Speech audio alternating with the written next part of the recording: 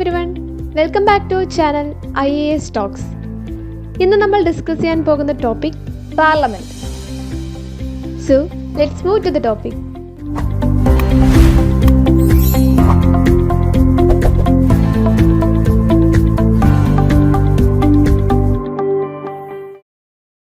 Parliament Indian ഭരണഘടനയിലെ ഭാഗം 5 article 79 മുതൽ ആർട്ടിക്കിൾ 122 വരെയാണ് പാർലമെന്റിനെ പറ്റി പറയുന്നത്. Parliament ഫോമിനെ Westminster model of government എന്നും അറിയപ്പെടുന്നു. നമുക്കറിയാം, ഗവൺമെന്റിന്റെ ആ ഒരു പവറിനെ മൂന്നായിട്ടാണ്, ആ ഒരു പവർ ഡിസ്ട്രിബ്യൂഷൻ അല്ലെങ്കിൽ ഒന്ന് ഡിവൈഡ് ചെയ്തിരിക്കുന്നത് 3 രീതിയിലാണ്: ലെജിസ്ലേച്ചർ, എക്സിക്യൂട്ടീവ്, ജുഡീഷ്യറി. നമ്മൾ വളരെ ബേസ് ക്ലാസ് മുതൽ പഠിച്ചു വെച്ചിട്ടുള്ള കാര്യങ്ങളാണ്. സോ ലെജിസ്ലേച്ചർ എന്ന് പറയുമ്പോൾ എന്താണ്? നിയമനിർമ്മാണമാണ് ഡ്യൂട്ടി എന്ന് പറയുന്നത്. അപ്പോൾ ലെജിസ്ലേച്ചറിന്റെ കീഴിലാണ് പാർലമെന്റ് വരിക. ആൻഡ് എക്സിക്യൂട്ടീവ് എന്ന് പറയുമ്പോൾ ഈ നിയമങ്ങളൊക്കെയും നടപ്പിലാക്കുന്നത് ആരാണ്? എക്സിക്യൂട്ടീവ് ആണ്. അവിടെയാണ് പ്രസിഡന്റ്, വൈസ് പ്രസിഡന്റ് അങ്ങനെ പോകുന്നത്. ഇനി ജുഡീഷ്യറി എന്ന് പറയുമ്പോൾ എന്താണ്? ഈ നിയമങ്ങളൊക്കെയും കൃത്യമായിട്ടാണോ നടന്നു പോകുന്നത്, അല്ലെങ്കിൽ എല്ലാവരിലേക്കും ഒരേപോലെ എത്തുന്നുണ്ടോ എന്നൊക്കെയുള്ള ഒരു വിലയിരുത്തൽ, ഒരു ചെക്കിങ്, അതാണ് ആര്? ജുഡീഷ്യറി എന്ന് പറയുന്നത്. അവിടെയാണ് സുപ്രീം കോർട്ടൊക്കെ വരിക. അപ്പോൾ ഇത് സെൻട്രൽ ഗവൺമെന്റ് ഒരു സ്ട്രക്ചറാണ്. അപ്പോൾ ഇതുപോലെ തന്നെയാണ് സ്റ്റേറ്റ് ഗവൺമെന്റ്. സ്റ്റേറ്റ് ഗവൺമെന്റ് എന്ന് പറയുമ്പോൾ അവിടെ ലെജിസ്ലേച്ചർ എന്ന് പറയുന്നത് ആരാണ്? സ്റ്റേറ്റ് ലെജിസ്ലേച്ചർ ആണ്. എക്സിക്യൂട്ടീവ് എന്ന് പറയുമ്പോൾ ആര് വരും? അവിടെ ഗവർണറും പിന്നീട് കൗൺസിൽ ഓഫ് മിനിസ്റ്റേഴ്സ്, ഒഫീഷ്യൽസ് അങ്ങനെ പോകും. ആൻഡ് ജുഡീഷ്യറി എന്ന് പറയുമ്പോൾ സെൻട്രൽ ആരായിരുന്നു? സുപ്രീം കോർട്ടായിരുന്നു. അപ്പോൾ സ്റ്റേറ്റിൽ ആരായിരിക്കും? High court, district court, sub court, അങ്ങനെയായിരിക്കും ഓരോ ഘട്ടങ്ങളായിട്ട് പോവുക. സോ ഇത് വളരെ ബേസ് ആയിട്ടുള്ള കാര്യമാണ്. അപ്പോൾ ഇവിടെ നമ്മൾ പാർലമെന്റ് എന്താണെന്നാണ് പറയാൻ പോകുന്നത്. പാർലമെന്റ് എന്ന് കേൾക്കുമ്പോൾ ആദ്യം നമ്മുടെ ഉള്ളിൽ വരുന്ന എന്താണ്? രാജ്യസഭ, ലോകസഭ, ഈ 2 ഡിവിഷനാണ്. പക്ഷെ അങ്ങനെയല്ല. പാർലമെന്റ് എന്ന് പറയുമ്പം രാജ്യസഭ, ലോകസഭ, പ്രസിഡന്റ്, ഇതാണ് പാർലമെന്റിന്റെ ഡിവിഷൻ. എന്നാൽ പ്രസിഡന്റ് ഇവിടെ രാജ്യസഭയിലെയോ അല്ലെങ്കിൽ ലോകസഭയുടെ ഭാഗമല്ല, മറിച്ച് പ്രസിഡന്റ് എന്ന് പറയുന്നത് പാർലമെന്റിന്റെ ഇന്റഗ്രൽ പാർട്ടാണെന്ന് മനസ്സിലാക്കുക. പ്രസിഡന്റിന്റെ പോർഷൻ അല്ലെങ്കിൽ പ്രസിഡന്റിന്റെ പവർ എന്താണ്, അദ്ദേഹത്തിന്റെ ഫങ്ഷനിങ് എന്താണെന്നൊക്കെയുള്ളത് നമ്മൾ വേറൊരു വീഡിയോയിൽ ചെയ്യും. സോ ഇപ്പോൾ നമുക്ക് ഇവിടെ രാജ്യസഭ, ലോക്സഭ എന്നുള്ള ടോപ്പിക്കിലേക്ക് പോകാം. അടുത്തതായി രാജ്യസഭയും ലോകസഭയും തമ്മിലുള്ള ഒരു കമ്പാരിസൺ നമുക്ക് നോക്കാം. രാജ്യസഭ, ലോകസഭ എന്നുള്ള ഈ പേരുകൾ, ഈ ഹിന്ദി നെയിം അഡോപ്റ്റ് ചെയ്യുന്നത് 1954 അപ്പോൾ അതിനു മുൻപ് എന്തായിരിക്കാം പേര്? രാജ്യസഭയെ കൗൺസിൽ ഓഫ് സ്റ്റേറ്റ്സ് എന്നും ലോകസഭയെ ഹൗസ് ഓഫ് പീപ്പിൾ എന്നുമാണ് അറിയപ്പെട്ടിരുന്നത്. രാജ്യസഭയെ അപ്പർ ഹൗസ് എന്നും സെക്കൻഡ് ചേംബർ എന്നും ഹൗസ് ഓഫ് എൽഡേഴ്സ് എന്നും അറിയപ്പെടുന്നു. അതുപോലെ ലോകസഭയെ ലോവർ ഹൗസ് എന്നും ഫസ്റ്റ് ചേംബർ എന്നും പോപ്പുലർ ഹൗസ് എന്നുമാണ് അറിയപ്പെടുന്നത്. നമുക്കറിയാം, ലോകസഭയിലാണ് ഏതൊരു ബില്ലാണെങ്കിലും അല്ലെങ്കിൽ എന്തെങ്കിലും നിയമങ്ങളാണെങ്കിലും എന്ത് കാര്യങ്ങളും ഫസ്റ്റ് ഒരു കൺസിഡറേഷനിലേക്ക് വരുന്നത് ലോകസഭയിലാണ്. അവിടെ നിന്നാണ് പിന്നീട് എവിടേക്ക് ഒരു സജഷന് വേണ്ടിയിട്ടോ അല്ലെങ്കിൽ ഒരു അംഗീകാരത്തിന് വേണ്ടിയിട്ടോ ഒക്കെ എന്ത് ചെയ്യുന്നത്? രാജ്യസഭയിലേക്ക് കൈമാറുന്നത്. സോ അതുകൊണ്ടാണ് ലോകസഭയെ ഫസ്റ്റ് ചേംബർ എന്നും രാജ്യസഭയെ സെക്കൻഡ് ചേംബർ എന്നും അറിയപ്പെടുന്നത്. രാജ്യസഭ എന്ന് പറയുമ്പോൾ സ്റ്റേറ്റ്സിനെയും യൂണിയൻ ടെറിട്ടറീസിനെയും റെപ്രസെന്റ് ചെയ്യുന്നു. അതേസമയം ലോകസഭ എന്ന് പറയുമ്പോൾ ജനങ്ങളെ മുഴുവനായിട്ട് റെപ്രസെന്റ് ചെയ്യുന്നു. അതുകൊണ്ടാണ് ലോകസഭയെ പോപ്പുലർ ഹൗസ് എന്നറിയപ്പെട്ടത്. ഇനി സീറ്റ്സിന്റെ കാര്യത്തിലേക്ക് വരികയാണെങ്കിൽ രാജ്യസഭയിലെ മാക്സിമം സ്ട്രെങ്ത് എന്ന് പറയുന്നത് 250 ആണ്. ആൻഡ് സ്റ്റേറ്റ്സിനും യൂണിയൻ ടെറിട്ടറീസിനും വേണ്ടിയിട്ടുള്ളത് 238 സീറ്റും പ്രസിഡന്റാൽ നോമിനേറ്റ് ചെയ്യപ്പെടുന്ന അംഗങ്ങളുടെ സീറ്റ്സ് എന്ന് പറയുന്നത് 12 നിലവിൽ 245 സീറ്റാണ്. അതിലിപ്പം 6 സീറ്റ് വേക്കൻ്റ് ആണ്. സോ 239 ആണ് നിലവിലെ സീറ്റ്സ്. അതിൽ സ്റ്റേറ്റ്സിനും യൂണിയൻ ടെറിട്ടറീസിനും 225ഉം 8 നോമിനേറ്റഡ് മെമ്പേഴ്സുമാണ് നിലവിൽ രാജ്യസഭയിലുള്ളത്. ഇനി ലോകസഭയിലേക്ക് വരികയാണെങ്കിൽ മാക്സിമം സ്ട്രെങ്ത് 552 ആയിരുന്നു. അതിൽ 530 സ്റ്റേറ്റ്സിനും 20 യൂണിയൻ ടെറിട്ടറീസിനും 2 സീറ്റ് ആംഗ്ലോ ഇന്ത്യൻസിനുമായിരുന്നു. പക്ഷേ ഈ ആംഗ്ലോ ഇന്ത്യൻസിനുള്ള റിസർവേഷൻ എന്ത് ചെയ്തു? 104ാമത്തെ കോൺസ്റ്റിറ്റ്യൂഷണൽ അമെൻമെൻറ്റ് ആക്ട്, അതായത് 2019 104ാമത് കോൺസ്റ്റിറ്റ്യൂഷണൽ അമെൻമെൻറ്റ് ആക്ട് വഴി ആംഗ്ലോ ഇന്ത്യൻസിൻ്റെ റിസർവേഷൻ എടുത്തു കളഞ്ഞു. അപ്പോൾ നിലവിൽ എത്ര സീറ്റ് ഉണ്ട്? 550 സീറ്റ്സേ ഉള്ളൂ. ഓക്കെ, സോ 550ൽ ഇപ്പോൾ നിലവിൽ 543 സീറ്റ്സാണ് ലോകസഭയിലുള്ളത്. അത് കംപ്ലീറ്റ്ലി ഫിൽഡ് ആണ്. അടുത്തതായി രാജ്യസഭയിലെ സ്റ്റേറ്റ്സിലേക്കുള്ള റെപ്രസെൻറ്റേഷൻ എങ്ങനെയാണ്, അല്ലെ സ്റ്റേറ്റ്സിൽ നിന്നുള്ള റെപ്രസെൻറ്റേഷൻ എങ്ങനെയാണെന്ന് നോക്കാം. ഇവിടെ പോപ്പുലേഷൻ വൈസ് ആണ്. ഏറ്റവും കൂടുതൽ പോപ്പുലേഷൻ ഉള്ള സ്റ്റേറ്റ്സിൽ നിന്നും ഏറ്റവും കൂടുതൽ സീറ്റ്സ്, അതായത് ഏറ്റവും കൂടുതൽ MPമാർക്ക് രാജ്യസഭയിലേക്ക് എത്തിച്ചേരാം, അങ്ങനെയാണ്. പക്ഷേ അമേരിക്കയുടെ കാര്യത്തിൽ അങ്ങനെയല്ല. അമേരിക്കയിൽ ഈക്വൽ റെപ്രസെൻറ്റേഷൻ ആണ്. അതായത് ഇപ്പോൾ 20 സംസ്ഥാനങ്ങളുണ്ടെന്ന് വെക്കുക, 20 സംസ്ഥാനങ്ങൾ അല്ലെങ്കിൽ 50 സംസ്ഥാനങ്ങളുണ്ടെന്ന് വെക്കുക, ആ 50 സംസ്ഥാനങ്ങൾക്കും ഈ 2 സീറ്റ് വീതം നൽകും. അപ്പോൾ എത്രയായി? 100 അംഗങ്ങൾ. അങ്ങനെയാണ് ഈക്വൽ ഡിസ്ട്രിബ്യൂഷൻ, ഓരോ സംസ്ഥാനങ്ങൾക്കും ഈക്വൽ ഡിസ്ട്രിബ്യൂഷൻ ആണ് സീറ്റ്സിൽ കൊടുത്തിരിക്കുന്നത്. പക്ഷേ ഇന്ത്യയിൽ അങ്ങനെയല്ല, പോപ്പുലേഷൻ വൈസ് ആണ്. ഏറ്റവും കൂടുതൽ പോപ്പുലേഷൻ ഉള്ള സംസ്ഥാനത്തിന് ഏറ്റവും കൂടുതൽ സീറ്റ്സ്, അതിനൊരു റേഷ്യോ പറയുന്നുണ്ട്. ആൻഡ് ഓൾസോ ഇവിടുത്തെ എലക്ഷൻ എന്ന് പറയുന്നത് proportional representation by means of single transferable vote എന്ന സിസ്റ്റത്തിലൂടെയാണ്. ഇത് വളരെ ഡീറ്റെയിൽ ആയിട്ടൊന്നും നമ്മൾ പഠിക്കുകയൊന്നും വേണ്ട, മറിച്ച് എന്താണെന്നുള്ളതൊന്ന് ജസ്റ്റ് മനസ്സിലാക്കി വെക്കാം. Proportional representation by means of single transferable vote എന്ന് പറഞ്ഞാൽ നമുക്കറിയാം രാജ്യസഭയിലേക്കുള്ള എംപിമാരെ തിരഞ്ഞെടുക്കുന്നത് MLA-മാരാണ്. ഈ MLA-മാർക്ക് ആരൊക്കെയാണ് MP ആകാൻ വേണ്ടി മത്സരിക്കുന്ന കാൻഡിഡേറ്റ്സ് അവരുടെ ലിസ്റ്റ് എന്ത് ചെയ്യും, ആദ്യം കൈമാറും. അപ്പോൾ ആ ലിസ്റ്റിൽ ഒരു 10 പേരുണ്ടെന്ന് വിചാരിക്കാം. ആ 10 പേർക്ക് നമ്മൾ എന്ത് ചെയ്യണം, വോട്ട് ചെയ്യണം. എങ്ങനെ വോട്ട് ചെയ്യണം? നമ്മുടെ ഫസ്റ്റ് പ്രിഫറൻസ് ഏത് കാൻഡിഡേറ്റ് ആണ്, സെക്കൻഡ് ആർക്കാണ്, തേർഡ് ആർക്കാണ്, അങ്ങനെ 1 മുതൽ 10 വരെയുള്ള, അല്ലെ 10, 20, 50 ആകട്ടെ, എന്ത് ചെയ്യണം, ഇങ്ങനെ നമ്മുടെ പ്രിഫറൻസ് എന്ത് ചെയ്യുക, രേഖപ്പെടുത്തുക. അതിനുശേഷം ഏറ്റവും കൂടുതൽ ആർക്കാണോ ഫസ്റ്റ് പ്രിഫറൻസ് കിട്ടിയേ ആ ആളെ എന്ത് ചെയ്യുന്നു, അല്ലെങ്കിൽ അത്തരത്തിലാണ് ആ ഒരു MP സ്ഥാനത്തേക്ക് എത്തിച്ചേരുന്നത്. എന്നാൽ ഇവിടെ ഇപ്പം 2-3 പേർക്ക് ഇപ്പം 10% തന്നെയാണ്, അല്ലെങ്കിൽ 20% ഒരു ടാലിയൊക്കെ വരുവാണെന്നുണ്ടെങ്കിൽ ഏറ്റവും കുറവ് പെർസെൻറ്റേജ് കിട്ടിയ ആൾക്കാരുണ്ടായിരിക്കുമല്ലോ, 2%, 3%. അപ്പോൾ അവരുടെ സെക്കൻഡ് പ്രിഫറൻസ് ആർക്കാണെന്ന് നോക്കും. അത് ഈ ഒന്നാമത് നിൽക്കുന്ന ഈ 10% അല്ലെങ്കിൽ 12% ഉള്ള ആൾക്കാണെന്നുണ്ടെങ്കിൽ ആ 2% ഉള്ള ആളുടെ എന്ത് ചെയ്യും, ആ ഒരു വോട്ട് അവിടെ ക്യാൻസൽ ചെയ്തിട്ട് ഇങ്ങോട്ട് ട്രാൻസ്ഫർ ചെയ്യും. അതിനെയാണ് ട്രാൻസ്ഫറബിൾ വോട്ട് എന്ന് പറയുന്നത്. ആ ഒരു സിസ്റ്റം എന്താണെന്ന് മനസ്സിലാക്കി വെക്കുക. നമ്മുടെ ഇന്ത്യൻ പൊളിറ്റിയിൽ പ്രസിഡന്റിന്റെ പോർഷനിലും അതേപോലെ NCERT-യിലും ഈ ഒരു പ്രപ്പോർഷണൽ റെപ്രസെൻറ്റേഷനെ പറ്റി വളരെ വിശദമായിട്ട് പറയുന്നുണ്ട്. സോ അത് വായിച്ചു നോക്കുക. അങ്ങനെയാണ് രാജ്യസഭയിലെ ഇലക്ഷൻ പ്രോസസ് നടക്കുന്നത്. അപ്പോൾ അതേസമയം ലോകസഭയിൽ എങ്ങനെയാണ്, ഓൾറെഡി നമുക്കറിയാം, ഓരോരോ മണ്ഡലങ്ങളായിട്ട് അല്ലെ ടെറിട്ടോറിയൽ കോൺസ്റ്റിറ്റ്യുവൻസീസ് ആയിട്ട് എന്ത് ചെയ്യുന്നു, അറേഞ്ച് ചെയ്യുന്നു. അവിടെയും എന്താണ്, പോപ്പുലേഷൻ വൈസ് ആണ്. ഏറ്റവും കൂടുതൽ പോപ്പുലേഷൻ ഏത് സംസ്ഥാനത്താണോ ആ സംസ്ഥാനത്തിന് എന്ത് ചെയ്യും, ഏറ്റവും കൂടുതൽ സീറ്റ്സ്. ഓൾറെഡി നമുക്കറിയാം, ഇപ്പം നമ്മുടെ കേരളത്തിലാണെന്നുണ്ടെങ്കിൽ 20 സീറ്റ്സ് ആണുള്ളത്.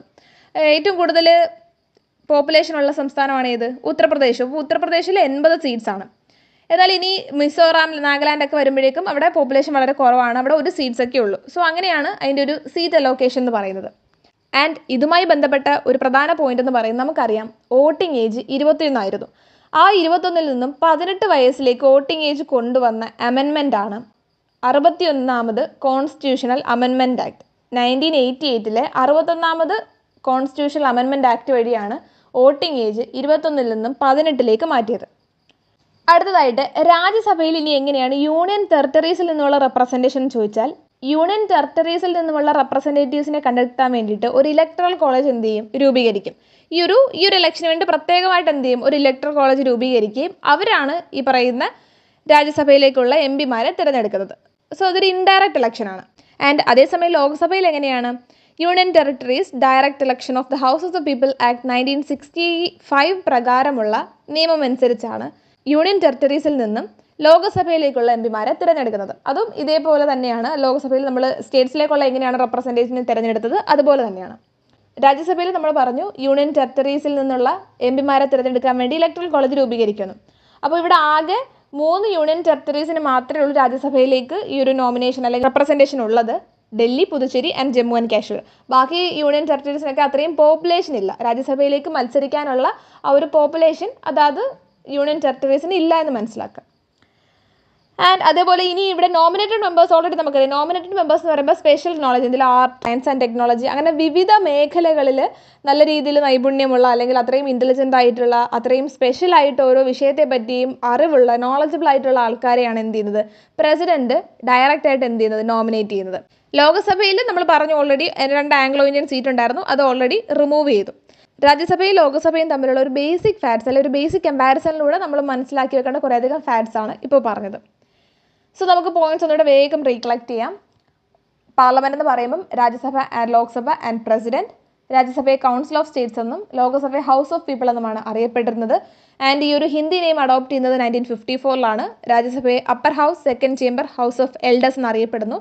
ലോകസഭയെ lower house, first chamber, popular house എന്നറിയപ്പെടുന്നു.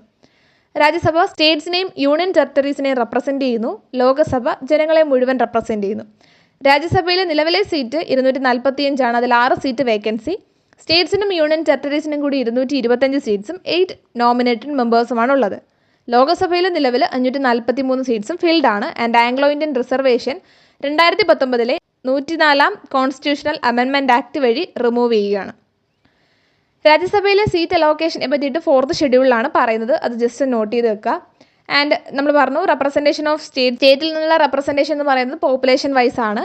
അവിടെ proportional representation by means of single transferable vote ആ ഒരു സിസ്റ്റം വഴിയാണ് രാജ്യസഭയിലേക്കുള്ള ഇലക്ഷൻ നടക്കുക. ആൻഡ് രാജ്യസഭയിലെ യൂണിയൻ ടെറിട്ടറീസിൽ നിന്നുള്ള റെപ്രസെൻറ്റേഷൻ ഇലക്ടറൽ കോളേജ് വഴിയാണ്. അതിന് വേണ്ടിയിട്ട് പ്രത്യേകം ഒരു നിയമനിർമ്മാണ സഭ അല്ലെങ്കിൽ ഇലക്ടറൽ കോളേജ് എന്ന് പറയുന്ന ഒരു സിസ്റ്റം രൂപീകരിച്ച് അതിലൂടെ ഇൻഡയറക്റ്റ് ഇലക്ഷനാണ്. നിലവിൽ 3 യൂണിയൻ ടെറിട്ടറീസിന് മാത്രമേ ഉള്ളൂ രാജ്യസഭയിലെ representation: Delhi, Puducherry and Jammu and Kashmir. And nominated members ഉണ്ട്. അത് ഓരോ മേഖലകളിലും സ്പെഷ്യൽ നോളജ് ഉള്ള ആൾക്കാരെ ആയിരിക്കും നോമിനേറ്റ് ചെയ്യുക. ഇനി ലോകസഭയിലെ ഇലക്ഷനിലേക്ക് വരികയാണെന്നുണ്ടെങ്കിൽ സ്റ്റേറ്റ് റെപ്രസെൻറ്റേഷൻ എന്ന് പറയുന്നത് ഓരോരോ മണ്ഡലങ്ങളായിട്ട്, അതും പോപ്പുലേഷൻ വൈസ് ആണ് തിരിച്ചിട്ട് അങ്ങനെയാണ് അവിടുത്തെ ഇലക്ഷൻ പ്രോസസ് നടക്കുക. വോട്ടിംഗ് ഏജ് 21 നിന്നും 18 ആക്കിയത് 1988 61-ാം കോൺസ്റ്റിറ്റ്യൂഷണൽ അമെൻമെൻറ്റ് ആക്ട് പ്രകാരമാണ്. നമുക്കറിയാം നിലവിൽ ലോകസഭയിൽ എത്രയാണ്? 20 സീറ്റ്സാണ് കേരളത്തിൽ നിന്ന്. ആൻഡ് രാജ്യസഭയിൽ 9 സീറ്റ്സാണ്. യൂണിയൻ ടെറിട്ടറീസിൽ നിന്നുള്ള റെപ്രസെൻറ്റേഷൻ ഓൾറെഡി നമ്മൾ പറഞ്ഞു. Union territories direct election of the house of the people act 1965 പ്രകാരമുള്ള ആ ഒരു ആക്ട് പ്രകാരമാണ് അവിടേക്ക് യൂണിയൻ ടെറിട്ടറീസിൽ നിന്നുള്ള ഇലക്ഷൻ നടക്കുന്നത്. ആൻഡ് ആംഗ്ലോ ഇന്ത്യൻസിനെ ആ ഒരു റിസർവേഷൻ എടുത്തു കളഞ്ഞു. സോ നോമിനേറ്റഡ് മെമ്പേഴ്സ് ഇല്ല. The next topic is that system of election to Lok Sabha. ലോകസഭയിലേക്കുള്ള ഇലക്ഷൻ്റെ ആ ഒരു സിസ്റ്റം, ആ ഒരു പ്രൊസീജിയേഴ്സ് ഒക്കെയാണ് അടുത്തതായി നമ്മൾ പറയാൻ പോകുന്നത്.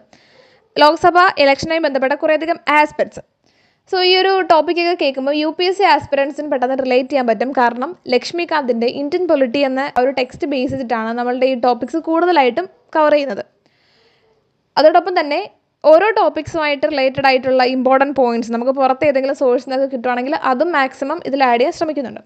So coming back to the topic, the first one is that territorial constituencies, അതായത് പ്രാദേശിക മണ്ഡലങ്ങൾ. നമുക്കറിയാം ലോകസഭയിലേക്കുള്ള ഇലക്ഷൻ ഇപ്പോൾ ഓൾറെഡി ഒരു ഇലക്ഷൻ കഴിഞ്ഞതേ ഉള്ളൂ. നമുക്ക് അതിൻ്റെ പ്രൊസീജിയേഴ്സും കാര്യങ്ങളൊക്കെ വളരെ വ്യക്തമായിട്ട് അറിയാവുന്നവരാണ്. സോ ഒരു സ്റ്റേറ്റിനെ എടുക്കുമ്പോൾ, ഒരു സംസ്ഥാനത്തെ എടുക്കുമ്പോൾ എന്താണ്, ആ സംസ്ഥാനത്ത് തന്നെ പല പല മണ്ഡലങ്ങളായിട്ടും ഡിവൈഡ് ചെയ്യുന്നുണ്ട്.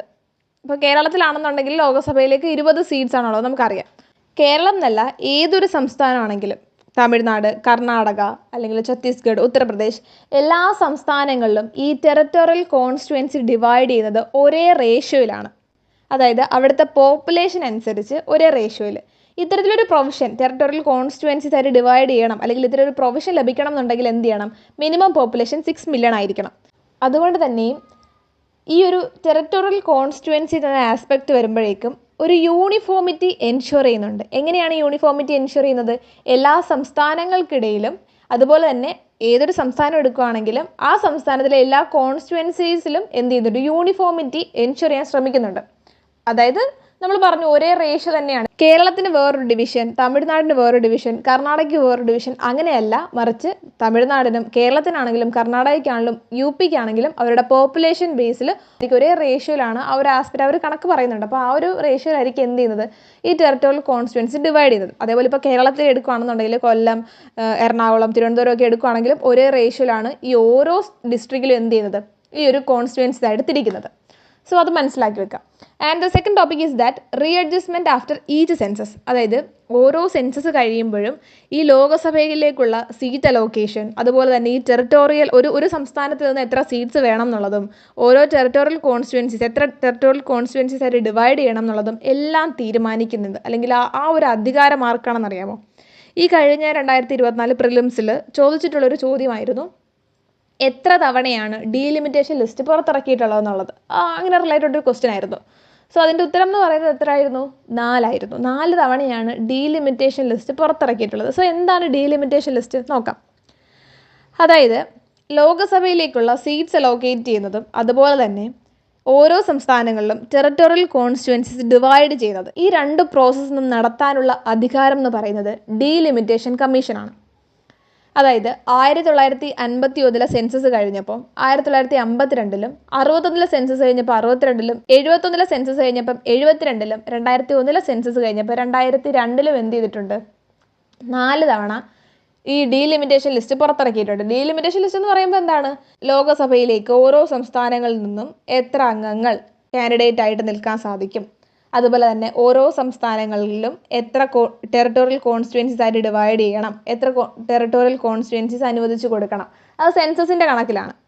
അപ്പം നമുക്കറിയാം, ഇപ്പം ഓരോ 10 വർഷം കൂടുമ്പോൾ സെൻസസ് നടക്കും. ഓരോ ടൈം കഴിയും തോറും എന്താണ്? പോപ്പുലേഷൻ കൂടുകയാണ്. അപ്പോൾ പോപ്പുലേഷൻ വർദ്ധിക്കുന്നതനുസരിച്ച് എന്ത് ചെയ്യും? ഈ സീറ്റ്സിൻ്റെ എണ്ണവും വർദ്ധിക്കും. എന്നാൽ ഇവിടെ ചെറിയൊരു മാറ്റങ്ങൾ വന്നിട്ടുണ്ട്.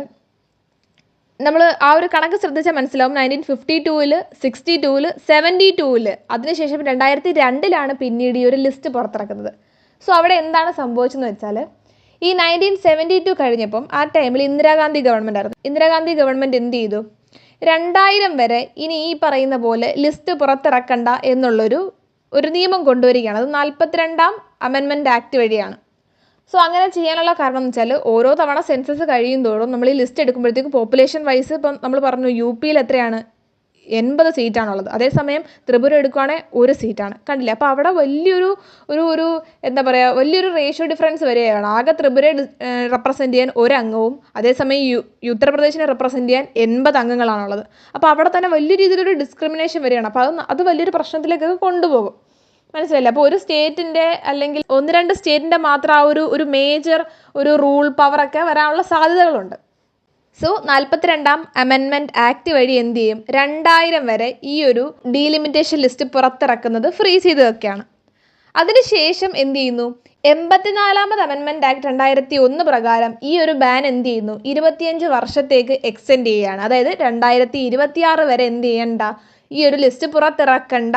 കാരണം നമ്മൾ ഓൾറെഡി അതിൻ്റെ ഇഷ്യൂ എന്താണ്, അതിൻ്റെ ആഫ്റ്റർ എഫക്റ്റ് എന്താണെന്ന് പറഞ്ഞു. അപ്പോൾ അതുകൊണ്ടാണ്. എന്നാൽ ഈ 84ാം ഭേദഗതിയിൽ പറയുന്നുണ്ട്, ആവശ്യമുണ്ടെങ്കിൽ എന്ത് ചെയ്യാം, 1991-ലെ സെൻസസ് പ്രകാരം വേണമെന്നുണ്ടെങ്കിൽ ലിസ്റ്റിൽ ക്രമീകരണങ്ങൾ കൊണ്ടുവരാം. ക്രമീകരണങ്ങൾ കൊണ്ടുവരാമെന്ന് പറഞ്ഞെങ്കിലും ലോക്സഭാ സീറ്റ്സിൻ്റെ എണ്ണമല്ല, അത് ഇപ്പോഴും 543. അത് ആ ഒരു 1972-ലുള്ള അതേ കണക്ക് തന്നെയാണ്. പിന്നെന്താണ്, ഈ ടെറിട്ടോറിയൽ കോൺസ്റ്റിറ്റ്യുവൻസിയിൽ വേണമെങ്കിൽ എന്തെങ്കിലും മാറ്റങ്ങൾ കൊണ്ടുവരാം എന്നുള്ളതാണ് അഭിപ്രായം.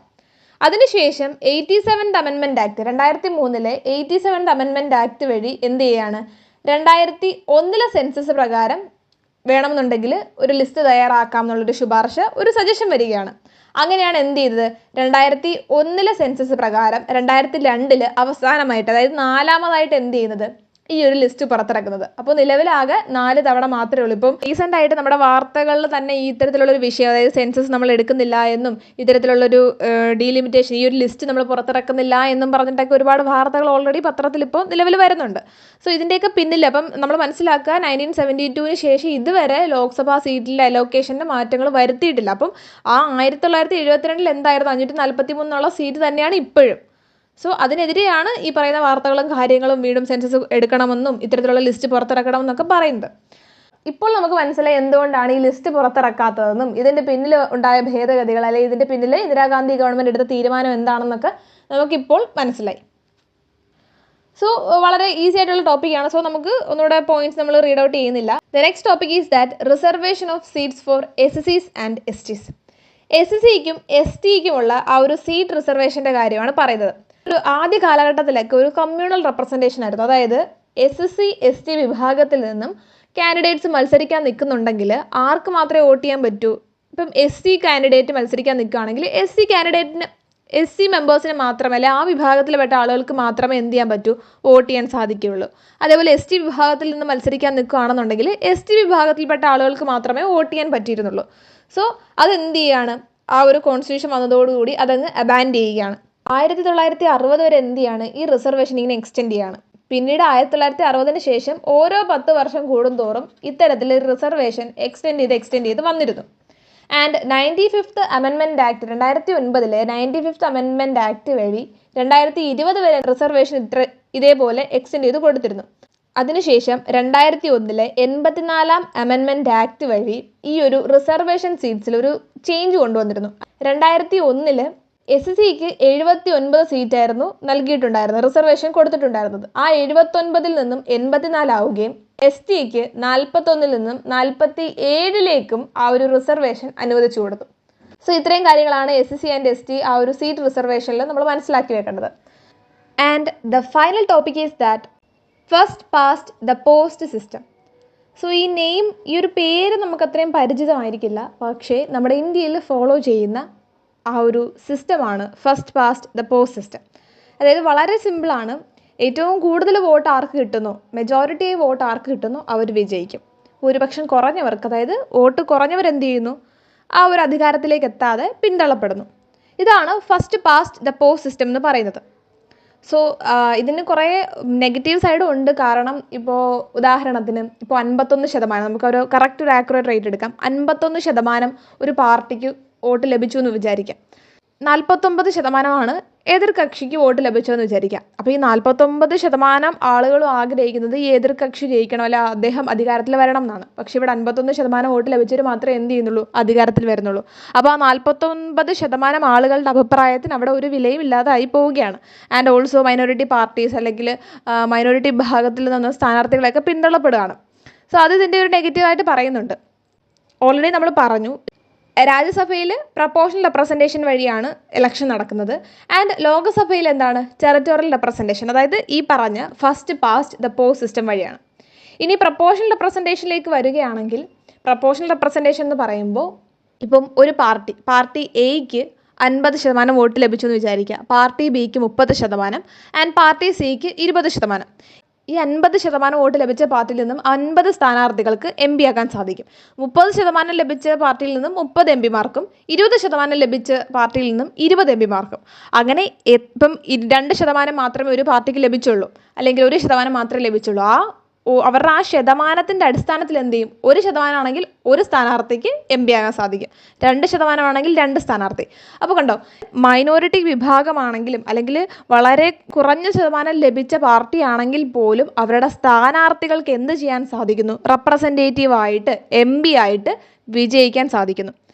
എന്നാൽ ഈ പ്രപ്പോർഷണൽ റെപ്രസെൻറ്റേഷനിൽ തന്നെ രണ്ട് ഡിവിഷനുണ്ട്, സിംഗിൾ ട്രാൻസ്ഫറബിൾ വോട്ട് സിസ്റ്റവും ലിസ്റ്റ് സിസ്റ്റവും. ഓൾറെഡി നമ്മൾ ഡിസ്കസ് ചെയ്തതാണ് ഈ ഒരു സിംഗിൾ ട്രാൻസ്ഫറബിൾ വോട്ട് സിസ്റ്റം. രാജ്യസഭയിലും അതുപോലെ തന്നെ പ്രസിഡന്റ്, വൈസ് പ്രസിഡന്റിൻ്റെയൊക്കെ ഇലക്ഷൻ കേസിൽ ഈ ഒരു സിസ്റ്റമാണ് ഫോളോ ചെയ്യുന്നത്.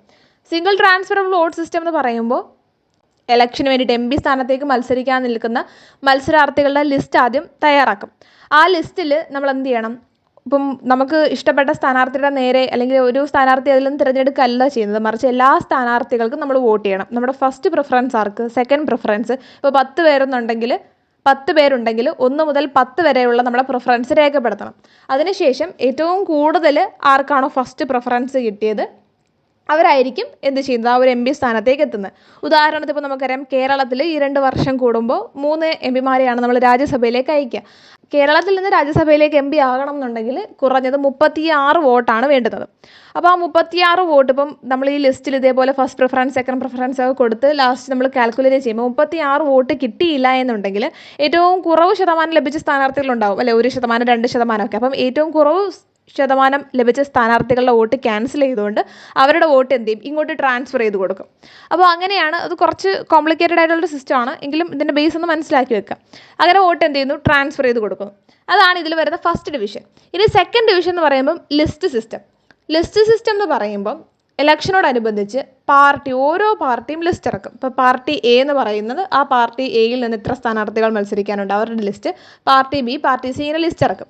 അപ്പോൾ ഇവിടെ നമ്മൾ വോട്ട് ചെയ്യുന്നത് സ്ഥാനാർത്ഥികൾക്കല്ല, മറിച്ച് പാർട്ടിക്കാണ്. ഇപ്പോൾ എനിക്ക് പാർട്ടി ബി ജയിക്കണം എന്നാണ് ആഗ്രഹം, അപ്പോൾ നമ്മൾ പാർട്ടി ബിക്ക് വോട്ട് ചെയ്യുന്നു. പാർട്ടി സി ആണ് പാർട്ടി സിക്ക്, എയ്ക്കാണ് എയ്ക്ക്. അപ്പോൾ ഇവിടെ സ്ഥാനാർത്ഥികളുമായിട്ട് എന്തില്ല, നമുക്കൊരു കോൺടാക്റ്റോ കാര്യങ്ങളോ ഇല്ല, സ്ഥാനാർത്ഥികളെ അല്ല നമ്മൾ എലക്ട് ചെയ്യുന്നത്. എന്നാൽ ഈ ലിസ്റ്റ് സിസ്റ്റത്തിൽ വീണ്ടും ഡിവിഷൻ പറയുന്നുണ്ട്, ഓപ്പൺ സിസ്റ്റം എന്നും ക്ലോസ് സിസ്റ്റം എന്നും. ഓപ്പൺ സിസ്റ്റം വരുമ്പം നമ്മൾ പാർട്ടിയെ തിരഞ്ഞെടുക്കുന്നത് പോലെ തന്നെ, ഉദാഹരണത്തിന് പാർട്ടിക്ക് ഇപ്പോൾ 40% വോട്ട് കിട്ടിയെന്ന് വിചാരിക്കാം. 40% വോട്ട് കിട്ടിയെന്ന് പറയുമ്പോൾ 40 സ്ഥാനാർത്ഥികൾക്ക് എം പി ആകാൻ സാധിക്കും. ഈ ഓപ്പൺ സിസ്റ്റത്തിൽ ഈ പറയുന്ന 40 സ്ഥാനാർത്ഥികൾ ആരായിരിക്കണമെന്നും നമുക്ക് തീരുമാനിക്കാനുള്ള അധികാരമുണ്ട്. എന്നാൽ ക്ലോസ് സിസ്റ്റത്തിലേക്ക് വരുമ്പോഴേക്കും നമുക്ക് ഈ 40 സ്ഥാനാർത്ഥികൾ ആരായിരിക്കണമെന്ന് തീരുമാനിക്കാനുള്ള അധികാരമില്ല, മറിച്ച് ഏത് പാർട്ടിക്കാണോ 40% കിട്ടിയത് ആ പാർട്ടിക്കാണ് സ്ഥാനാർത്ഥികളെ നിർണ്ണയിക്കാനുള്ള അധികാരമുള്ളത്. സോ ഇത്രയും കാര്യങ്ങളാണ് പ്രപ്പോർഷണൽ റെപ്രസെൻറ്റേഷനിൽ നമ്മൾ മനസ്സിലാക്കി വെക്കേണ്ടത്. അപ്പോൾ ഇത് എന്തുകൊണ്ട് നമ്മുടെ ഇന്ത്യയിൽ അഡോപ്റ്റ് ചെയ്തില്ല എന്നുള്ളൊരു ചോദ്യം വരും. ഏകദേശം 80-ൽ കൂടുതൽ രാജ്യങ്ങൾ ഫോളോ ചെയ്യുന്നൊരു സിസ്റ്റമാണ് ഈ proportional representation. And first past the post system എന്ന് പറയുന്നത് ഏകദേശം 40-ൽ കൂടുതൽ രാജ്യങ്ങൾ ഫോളോ ചെയ്യുന്നുണ്ട്. അപ്പോൾ ഈ മെജോറിറ്റി രാജ്യങ്ങളും ഫോളോ ചെയ്യുന്ന ഈ സിസ്റ്റം എന്തുകൊണ്ട് ഇന്ത്യ അഡോപ്റ്റ് ചെയ്തില്ല, നമുക്ക് കേൾക്കുമ്പോൾ തന്നെ മനസ്സിലാവും കുറച്ച് ബുദ്ധിമുട്ടാണ്, നമുക്ക് കുറച്ച് ഡിഫിക്കൽട്ടാണ് ഈ ഒരു സിസ്റ്റം എന്താണെന്ന് മനസ്സിലാക്കിയെടുക്കാൻ. ആൻഡ് ഓൾസോ ആ ഒരു ടൈമിൽ നമുക്ക് ലോ ലിറ്ററസി റേറ്റ് ആയിരുന്നു, അതുകൊണ്ട് ആളുകൾക്ക് അത് മനസ്സിലാക്കിയെടുക്കാൻ ബുദ്ധിമുട്ടാണ്. ആൻഡ് ഓൾസോ നമ്മുടെ ഗവൺമെൻറ് എന്ന് പറയുന്ന ഒരു പാർലമെൻ്ററി ഗവൺമെൻറ്റാണ്. ഇതുപോലെ മൾട്ടിപ്പിൾ പാർട്ടി വരുവാണെന്നുണ്ടെങ്കിൽ ഒരുപാട് അങ്ങോട്ടും ഇങ്ങോട്ടും ആ ഒരു സ്റ്റെബിലിറ്റി, ഗവൺമെൻറ് ആ ഒരു സ്റ്റെബിലിറ്റി നഷ്ടപ്പെടുകയും കൊലീഷനൊക്കെ സംഭവിക്കാനുള്ള സാധ്യതകളുണ്ട്. ആൻഡ് ഹൈലി എക്സ്പെൻസ് ആണ്. ഇത്തരത്തിലുള്ളൊരു ഇലക്ഷനൊക്കെ നടത്തണം എന്നുണ്ടെങ്കിൽ ഹൈലി എക്സ്പെൻസ് ആണ്. അതുമാത്രമല്ല നമ്മുടെ വോട്ടേഴ്സിന് ഈ പറയുന്ന റെപ്രസെൻറ്റേറ്റീവ്സുമായിട്ട് അല്ലെ സ്ഥാനാർത്ഥികളുമായിട്ട് ഒരു കമ്മ്യൂണിക്കേഷൻ, കൃത്യമായ കമ്മ്യൂണിക്കേഷനോ കാര്യങ്ങളോ ഒന്നുമില്ല. മറിച്ച് പാർട്ടിയോടായിരിക്കും നമുക്ക് കൂടുതലും ആ ഒരു കമ്മ്യൂണിക്കേഷനും കോൺടാക്റ്റും ഒക്കെ വരുന്നത്. അപ്പോൾ നമ്മളുടെ ആവശ്യങ്ങൾ പരിഗണിക്കാൻ വേണ്ടി നമുക്കിപ്പോൾ ഒരു സ്ഥാനാർത്ഥിയെ ചൂസ് ചെയ്യാനോ അല്ലെ അദ്ദേഹത്തെ സമീപിക്കാനോ ഒന്നും നമുക്ക് സാധിക്കാതെ വരുന്നു. പിന്നീട് ബൈ ഇലക്ഷൻ എന്ന് പറഞ്ഞൊരു കാര്യം വരികയാണെങ്കിൽ ഇവിടെ ഒരു ബൈ ഇലക്ഷൻ്റെ യാതൊരു സ്കോപ്പും ഈ ഒരു സിസ്റ്റത്തിൽ കാണുന്നില്ല. ആൻഡ് അതുപോലെ തന്നെ പറയപ്പെടുന്നു മൈനോറിറ്റി തിങ്കിങ് അല്ലെങ്കിൽ ഒരു ഗ്രൂപ്പിൻ്റെ മാത്രം ഇൻട്രസ്റ്റ് ഒക്കെ പ്രൊമോട്ട് ചെയ്യേണ്ട സാഹചര്യങ്ങൾ വരുന്നു എന്ന് പറയുന്നു. ഇവിടെ പാർട്ടി സിഗ്നിഫിക്കൻസ് കൂടുന്നു, മറിച്ച് വോട്ടേഴ്സിൻ്റെ സിഗ്നിഫിക്കൻസ് എന്താണ് തീരെ ഇല്ലാതാകുന്നു എന്ന് നമുക്ക് വേണമെങ്കിൽ പറയാം. സോ ഇത്രയും കാര്യങ്ങളാണ് ഈ ഒരു first past the post system എന്ന ടോപ്പിക്കിൽ നിന്ന് നമ്മൾ വളരെ പ്രധാനമായിട്ടും മനസ്സിലാക്കി വെക്കേണ്ടത്. ഡ്യൂറേഷൻ ഓഫ് 2 ഹൗസസ്, രാജ്യസഭയുടെയും ലോകസഭയുടെയും ഡ്യൂറേഷൻ അഥവാ കാലാവധി, അതിനെപ്പറ്റി നമുക്ക് നോക്കാം. നമുക്കറിയാം രാജ്യസഭ എന്ന് പറയുന്നത് കണ്ടിന്യൂയിങ് ചേംബറാണ്, ലോകസഭ കണ്ടിന്യൂയിങ് ചേംബർ അല്ല. രാജ്യസഭയിൽ ഓരോ 2 വർഷം കൂടുന്തോറും 1/3 മെമ്പേഴ്സിനെ എന്ത് ചെയ്യാണ്, റിമൂവ് ചെയ്യുന്ന ഒരു പ്രോസസ്സാണ് രാജ്യസഭയിൽ നടക്കുന്നത്. സോ അതെന്താണ്, രാജ്യസഭ എന്ന് പറയുന്നത് പെർമനൻ്റ് ആണ്. അതൊരിക്കലും ഡിസൊല്യൂഷൻ, രാജ്യസഭ മുഴുവനായിട്ട് എന്ത് ചെയ്യുന്നില്ല, പിരിച്ചുവിടുകയോ ഡിസോൾവ് ചെയ്ത് പോവുകയോ ചെയ്യുന്നില്ല. ലോകസഭ എന്ന് പറയുമ്പോൾ നോൺ പെർമനൻ്റ് ആണ്. അതെന്ത് ചെയ്യും, ഓട്ടോമാറ്റിക്കലി ഡിസോൾവ് ആവും അല്ലേ. ഓരോ 5 വർഷം കൂടുന്തോറും അത് ഡിസോൾവ് ചെയ്തിട്ട് പുതിയ ഒരു ലോക്സഭ ക്രിയേറ്റ് ചെയ്യുകയാണ്. ഓൾറെഡി നമുക്കത് അറിയാം. സോ പറഞ്ഞ പോലെ ഓരോ 2 വർഷം കഴിയുന്തോറും 1/3 മെമ്പേഴ്സാണ് രാജ്യസഭയിൽ നിന്നും റിട്ടയർ ആവുന്നത്. എന്നാൽ ലോകസഭയിൽ എന്താ, ലോകസഭയുടെ കാലാവധി 5 വർഷമാണ്. രാജ്യസഭാ മെമ്പേഴ്സിൻ്റെ കാലാവധി പറയുന്നുണ്ട് 6 വർഷമാണ്. അതിനെപ്പറ്റി പ്രതിപാദിക്കുന്നത് റെപ്രസെൻറ്റേഷൻ ഓഫ് പീപ്പിൾ ആക്ട് 1951 അതുപോലെ രാജ്യസഭയിൽ ഓരോ 3 വർഷത്തിൻ്റെ ആദ്യം, അതായത് ഓരോ 3 വർഷം തുടങ്ങുന്ന സമയത്തും പ്രസിഡൻഷ്യൽ നോമിനേഷൻസ് ഉണ്ട്. ലോകസഭയിലേക്ക് വരുമ്പോൾ പ്രസിഡന്റ് റോൾ എന്താണ്, ഈ പറയുന്ന ലോകസഭ ഡിസോൾവ് ചെയ്യാനുള്ള അധികാരം ആർക്കുണ്ട്, പ്രസിഡന്റിനുണ്ട്. അതൊരിക്കലും കോർട്ടിന് എല്ലാ ഒരു സാഹചര്യത്തിൽ ക്വസ്റ്റ്യൻ ചെയ്യാൻ സാധ്യമല്ല. അതുപോലെ തന്നെ ഈ ഒരു രാജ്യസഭയുടെ തുടക്കത്തിൽ, അതായത് 1952 ആ ഒരു ടൈമിലൊക്കെ ഈ മെമ്പേഴ്സിനെ റിമൂവ് ചെയ്യുന്നത് ലോട്ടറി മുഖേനയായിരുന്നു. ഇനി ലോകസഭയിൽ നമ്മൾ അറിഞ്ഞിരിക്കുന്ന ഒരു പോയിന്റ് എന്ന് പറഞ്ഞാൽ, ലോകസഭ ടേം 5 വർഷം പറയുന്നെങ്കിലും ചില ടൈമിൽ ഇത് എക്സ്റ്റെൻഡ് ചെയ്യുന്നുണ്ട്. 6 വർഷം 6.5 വർഷമൊക്കെ എക്സ്റ്റെൻഡ് ചെയ്യുന്ന സാഹചര്യമുണ്ട്. അത് നാഷണൽ എമർജൻസിയുടെ കേസിലാണ്. ഒരു വർഷത്തേക്ക് എന്ത് ചെയ്യാം, നാഷണൽ എമർജൻസി വരുവാണെന്നുണ്ടെങ്കിൽ ഒരു വർഷത്തേക്ക് നമുക്ക് വീണ്ടും ആ ഒരു ഗവൺമെൻറ് എക്സ്റ്റെൻഡ് ചെയ്യാം. അതിനുശേഷം നാഷണൽ എമർജൻസി കഴിഞ്ഞ് 6 മാസത്തിനുള്ളിൽ, പിന്നീട് ഒരു 6 മാസത്തിനുള്ളിൽ എന്ത് ചെയ്യണം, ആ ഒരു നിലവിലെ ഗവൺമെൻറ് അല്ലെങ്കിൽ ആ ലോകസഭ പിരിച്ചുവിടണം. നമുക്കറിയാം ഇന്ദിരാഗാന്ധി ഗവൺമെൻറ് ടൈമിലൊക്കെ നാഷണൽ എമർജൻസി വന്ന സമയത്ത് ലോക്സഭ ആ ഒരു കാലാവധി എക്സ്റ്റെൻഡ് ചെയ്തിരുന്നു. സോ ഇത്രയും കാര്യങ്ങളാണ് പോയിന്റ്സ് നമ്മൾ റീകളക്ട് ചെയ്യുന്നില്ല. വളരെ സിമ്പിളായിട്ടുള്ള കുറേ കാര്യങ്ങളാണ് നമ്മൾ പറഞ്ഞത്. The next point is that membership of parliament, അതായത് പാർലമെൻറ്റിൽ അംഗമാകണം എന്നുണ്ടെങ്കിൽ, മെമ്പർഷിപ്പ് ലഭിക്കണം എന്നുണ്ടെങ്കിൽ അതിൻ്റെ ക്വാളിഫിക്കേഷൻ, അല്ലെങ്കിൽ മത്സരിക്കണം എന്നുണ്ടെങ്കിൽ ക്വാളിഫിക്കേഷൻ, അതിൻ്റെ ഡിസ്ക്വാളിഫിക്കേഷൻ, ഡിഫെക്ഷൻ വഴി എങ്ങനെയാണ് നമ്മൾ പുറത്തു പോകുന്നത്, അതുപോലെ തന്നെ സീറ്റിൻ്റെ വേക്കൻസി എങ്ങനെയാണ്, സാലറീസ് എങ്ങനെയാണ്, ഓത്ത് ആൻഡ് അഫർമേഷൻ്റെ പ്രക്രിയകൾ എന്തൊക്കെയാണെന്നുള്ളതാണ് ഈ ഒരു ടോപ്പിക്കിൽ വളരെ ഇമ്പോർട്ടൻ്റ് ആയിട്ടുള്ള, നിരന്തരമായിട്ട് നമ്മുടെ പരീക്ഷകളിലും അതായത് ക്വസ്റ്റ്യൻസ് ഒക്കെ ഈ ഒരു മേഖലയിൽ നിന്ന് ഒരുപാട് വരാറുണ്ട്. പാർലമെൻറ്റ് എന്ന് പറയുന്നത് വളരെ ഇമ്പോർട്ടൻ്റ് ആയിട്ടുള്ള ടോപ്പിക്കാണ്. സോ ഒരു പോർഷൻസ് പോലും സ്കിപ്പ് ചെയ്യാതെ എന്ത് ചെയ്യുക, മനസ്സിലാക്കി പോവുക. സോ മെമ്പർഷിപ്പ് ഓഫ് പാർലമെൻറ്റിൽ ഫസ്റ്റ് എന്ന് പറയുന്നത് ക്വാളിഫിക്കേഷൻ ആണ്. പാർലമെൻറ്റിൽ മെമ്പർ ആകണം എന്നുണ്ടെങ്കിൽ ക്വാളിഫിക്കേഷൻ എന്തൊക്കെയാണ്? The first one is that citizen ആയിരിക്കണം, ഇന്ത്യൻ സിറ്റിസൺ ആയിരിക്കണം എന്നുള്ളതാണ് ഒന്നാമത്തെ കടമ്പ. The second one is that oath and affirmation എടുത്തിരിക്കണം. അപ്പോൾ അത് ഇലക്ഷൻ കമ്മീഷന് മുമ്പിലായിരിക്കും. അതല്ലാന്നുണ്ടെങ്കിൽ ഇലക്ഷൻ കമ്മീഷൻ ഏർപ്പെടുന്ന മറ്റ് അതോറിറ്റീസിന് മുമ്പിലായിരിക്കും നമ്മൾ ഓത്ത് ആൻഡ് അഫർമേഷൻ എടുക്കേണ്ടത്. ആൻഡ് രാജ്യസഭയിലേക്കാണെന്നുണ്ടെങ്കിൽ 30 വയസ്സായിരിക്കണം മിനിമം ഏജ് എന്ന് പറയുന്നത് മത്സരിക്കാനുള്ള ഓർ മെമ്പർഷിപ്പിനുള്ള ഏജ്. ലോകസഭയിലാണെങ്കിൽ അത് 25. ഇത് കൂടാതെ മറ്റു ക്വാളിഫിക്കേഷൻസ് പറയുന്നുണ്ട്. അത് പറയപ്പെടുന്നത് റെപ്രസെൻറ്റേഷൻ ഓഫ് പീപ്പിൾ ആക്ട് 1951 അതിലൊന്നാമത്തെ പോയിന്റ് എന്ന് പറയുന്നത് ഇലക്ടറായിട്ട് രജിസ്റ്റർ ചെയ്തിരിക്കണം. ഇലക്ടർ പട്ടികയിൽ എന്ത് ചെയ്യണം, നമ്മുടെ പേരുണ്ടായിരിക്കണം. അതുപോലെ തന്നെ ലോകസഭയിലേക്ക് മത്സരിക്കണം എന്നുണ്ടെങ്കിൽ, ഇപ്പം ഒരു വ്യക്തിയെ സംബന്ധിച്ച് ആ വ്യക്തിക്ക് കേരളത്തിലാണ്, അല്ലെ കേരളത്തിൽ നിന്നാണ് അദ്ദേഹത്തിന് വോട്ടേഴ്സ് ലിസ്റ്റിലാണ്, കേരളത്തിലാണ് അദ്ദേഹത്തിൻ്റെ വോട്ടർ അധികാരമുള്ളത്. അദ്ദേഹത്തിന് ഹിമാചൽ പ്രദേശിലോ അല്ലെങ്കിൽ ഈ പറയുന്ന പോലെ ആസാമിലോ കർണാടകയിലോ ഒക്കെ എന്ത് ചെയ്യാൻ പറ്റും, മത്സരത്തിന് വേണ്ടിയിട്ട്, ഇലക്ഷന് വേണ്ടിയിട്ട് നിൽക്കാൻ, റെപ്രസെൻറ്റേറ്റീവായിട്ട് നിൽക്കാൻ പറ്റും. സോ ഏത് സംസ്ഥാനത്ത് വേണമെങ്കിലും നമുക്കിനി എവിടെയാണ് വോട്ടെന്ന് പറഞ്ഞാലും മറ്റേത് സംസ്ഥാനത്ത് വേണമെങ്കിലും നമുക്ക് റെപ്രസെൻറ്റേറ്റീവായിട്ട് നിൽക്കാൻ സാധിക്കും. എന്നാൽ രാജ്യസഭയെ സംബന്ധിച്ചിടത്തോളം ഇപ്പം കേരളത്തിലാണ് വോട്ടവകാശം ഉള്ളതെന്നുണ്ടെങ്കിൽ കേരളത്തിൻ്റെ റെപ്രസെൻറ്റേറ്റീവായിട്ട് മാത്രമേ രാജ്യസഭയിലേക്ക് മത്സരിക്കാൻ സാധിക്കുകയുള്ളായിരുന്നു. ഇങ്ങനെ ഒരു നിയമം 2003 വരെ ഉണ്ടായിരുന്നു. പക്ഷേ 2003 എന്ത് ചെയ്തു, ഈ ഒരു നിയമം എടുത്ത് മാറ്റുകയും 2006 ആയപ്പോൾ സുപ്രീം കോടതി ഇത് അംഗീകരിക്കുകയും ചെയ്തു. അപ്പോൾ രാജ്യസഭയിലേക്ക് മത്സരിക്കണമെങ്കിലും ഇനി ഏത് സംസ്ഥാനത്ത് നിന്നും, ഇപ്പോൾ കേരളത്തിലാണ് വോട്ടവകാശം, നമുക്കിപ്പോൾ ത്രിപുരയിൽ നിന്ന് മത്സരിക്കാം. അപ്പോൾ അങ്ങനെ ഒരു വിധിയായിട്ടുണ്ട്. ആൻഡ് SC/STക്ക് പറഞ്ഞിട്ടുള്ള റിസർവേഷൻ സീറ്റ് ഉണ്ടല്ലോ, റിസർവ്ഡ് സീറ്റിൽ നിന്ന് അവർക്ക് മാത്രമേ മത്സരിക്കാൻ പറ്റൂ. അല്ലാതെ ജനറൽ ആളുകൾക്കോ അല്ലെങ്കിൽ മറ്റു വിഭാഗത്തിലുള്ള ആളുകൾക്കോ എന്ത് ചെയ്യാൻ പറ്റില്ല, റിസർവ്ഡ് സീറ്റ്സിൽ മത്സരിക്കാൻ പറ്റത്തില്ല. പക്ഷെ മറ്റൊരു പ്രത്യേകത എന്ന് പറയുന്നത് ഈ SC/ST വിഭാഗക്കാർക്ക് ജനറൽ സീറ്റിൽ നിന്ന്, അല്ലേ, അവർക്ക് റിസർവേഷൻ സീറ്റിലും മത്സരിക്കാം, ജനറൽ സീറ്റിലും മത്സരിക്കാം. പക്ഷേ റിസർവ്ഡ് സീറ്റിൽ ആർക്കേ മത്സരിക്കാൻ പറ്റൂ, റിസർവേഷനുള്ള ഈ പറയുന്ന SC/ST വിഭാഗക്കാർക്ക് മാത്രമേ മത്സരിക്കാൻ സാധിക്കുകയുള്ളൂ. സോ നമുക്ക് പോയിന്റ്സ് ഒന്നുകൂടെ പറയാം. ക്വാളിഫിക്കേഷൻ എന്തൊക്കെയാണ്? സിറ്റിസൺ ആയിരിക്കണം, ഓത്ത് ആൻഡ് അഫർമേഷൻ എടുത്തിരിക്കണം, രാജ്യസഭയിലാണെങ്കിൽ 30 വയസ്സാണ് മിനിമം ഏജ്, ലോക്സഭയിലാണെങ്കിൽ 25 വയസ്സാണ്. പിന്നെ റെപ്രസെൻറ്റേഷൻ ഓഫ് പീപ്പിൾ ആക്ട് 1955 പറയുന്ന ക്വാളിഫിക്കേഷൻ ഇലക്ടറായിട്ട് രജിസ്റ്റർ ചെയ്തിരിക്കണം. ലോകസഭയിലേക്കാണെങ്കിലും രാജ്യസഭയിലേക്കാണെങ്കിലും ഏത് സംസ്ഥാനത്ത് നിന്ന് നമുക്ക് മത്സരിക്കാൻ സാധിക്കും. ആൻഡ് SC/STക്ക് റിസർവ്ഡ് സീറ്റ്സിൽ മത്സരിക്കാം, അതുപോലെ തന്നെ ജനറൽ സീറ്റ്സിൽ മത്സരിക്കാം. പക്ഷേ മറ്റൊരു വ്യക്തികൾക്കും വന്നിട്ട് റിസർവ്ഡ് സീറ്റ്സിൽ മത്സരിക്കാൻ സാധ്യമല്ല. And the next comes disqualification. എന്തിൻ്റെയൊക്കെ അടിസ്ഥാനത്തിലാണ് ഒരു മെമ്പറിനെ ഡിസ്ക്വാളിഫൈ ചെയ്യുന്നത്? The first one is that office of profit. Union അല്ലെങ്കിൽ സ്റ്റേറ്റിൻ്റെ അണ്ടറിൽ ഏതെങ്കിലും ഓഫീസ് അധികാരങ്ങൾ അല്ലെങ്കിൽ ഒഫീഷ്യലായിട്ട് എന്തെങ്കിലും അധികാരങ്ങളോ പദവികളോ ഒക്കെ നിർവഹിക്കുന്ന ഒരാളാണെന്നുണ്ടെങ്കിൽ ഡിസ്ക്വാളിഫൈ ചെയ്യാം. Second one is that mentally ill or aged. മാനസികമായി എന്തെങ്കിലുമൊക്കെ പ്രശ്നങ്ങളുള്ള ഒരാളാണെന്നുണ്ടെങ്കിൽ എന്ത് ചെയ്യും? ഡിസ്ക്വാളിഫൈ ചെയ്യും. And the third one is that undischarged insolvent. That means ഒരുപാട് കടബാധ്യതകളുള്ള ആളാണെന്നുണ്ടെങ്കിൽ എന്ത് ചെയ്യും? ഡിസ്ക്വാളിഫൈ ചെയ്യപ്പെടും. ആൻഡ് ഇന്ത്യൻ സിറ്റിസൺ അല്ലാതാവുകയും വിദേശ സിറ്റിസൺഷിപ്പ്, ഫോറിൻ സിറ്റിസൺഷിപ്പ് അക്വയർ ചെയ്ത ഒരാളാണെന്നുണ്ടെങ്കിലും എന്ത് ചെയ്യും? ഡിസ്ക്വാളിഫൈ ചെയ്യും. അതുപോലെ തന്നെ പിന്നെ പാർലമെൻറ്റ് പറയുന്ന കുറേയധികം നിയമങ്ങളുണ്ട്, അത് മുഖേനയും ഡിസ്ക്വാളിഫൈ ചെയ്യാൻ സാധിക്കും. അടുത്തതായി റെപ്രസെൻറ്റേഷൻ ഓഫ് പീപ്പിൾ ആക്ട് 1951 കുറേയധികം നിയമങ്ങൾ പറയുന്നുണ്ട്. സോ ക്വാളിഫിക്കേഷൻസ് പറയുന്നുണ്ട്, അത് എന്തൊക്കെയാണെന്ന് നോക്കാം. ഒന്നാമതായിട്ട് എന്തെങ്കിലും ഒഫൻസ്, എന്തെങ്കിലുമൊക്കെ കറപ്ഷൻ ചെയ്തിട്ടുള്ള വ്യക്തിയാണെന്നുണ്ടെങ്കിൽ. രണ്ടാമതായിട്ട് ഒരു 2 വർഷം അല്ലെങ്കിൽ അതിൽ കൂടുതൽ, 2 കൂടുതൽ വർഷമോ ജയിലിൽ കിടന്നിട്ടുള്ള ആളാണ്, അദ്ദേഹത്തെ ഡിസ്ക്വാളിഫൈ ചെയ്യും. പക്ഷേ ഇവിടെ പ്രിവെൻറ്റീവ് ഡിറ്റൻഷൻ ആണെന്നുണ്ടെങ്കിൽ അദ്ദേഹം ക്വാളിഫൈഡ് ആണ്, അതായത് അദ്ദേഹം ഡിസ്ക്വാളിഫൈ ആകില്ല. And the next point is that failed to lodge the election account details. അതായത് ഇലക്ഷനുമായി ബന്ധപ്പെട്ട ഈ സാമ്പത്തിക അക്കൗണ്ടും കാര്യങ്ങളൊക്കെ ഉണ്ടല്ലോ, അപ്പോൾ അതിൻ്റെ ഡീറ്റെയിൽസ് ഒന്നും സബ്മിറ്റ് ചെയ്യാൻ അല്ലെങ്കിൽ അതൊന്നും സബ്മിറ്റ് ചെയ്യാൻ പറ്റാത്തൊരു സാഹചര്യത്തിൽ, അങ്ങനെ ഒരു സാഹചര്യം, ഒരു സിറ്റുവേഷൻ വരുവാണെന്നുണ്ടെങ്കിൽ ഡിസ്ക്വാളിഫൈ ചെയ്യാം. പിന്നെ ഏതെങ്കിലും ഗവൺമെൻറ്റുമായിട്ട് ബന്ധപ്പെട്ട ഏതെങ്കിലും കോൺട്രാക്റ്റോ വർക്കിലോ എന്തെങ്കിലും സർവീസിലോ ഒക്കെ എന്തെങ്കിലും ഒരു ഇൻട്രസ്റ്റോ അല്ലെങ്കിൽ നമ്മൾ അതിലെന്തെങ്കിലും ഒരു ഭാഗമായി മാറുക, അങ്ങനെയൊക്കെ ചെയ്യുകയാണെന്നുണ്ടെങ്കിൽ ഡിസ്ക്വാളിഫൈ ചെയ്യാം.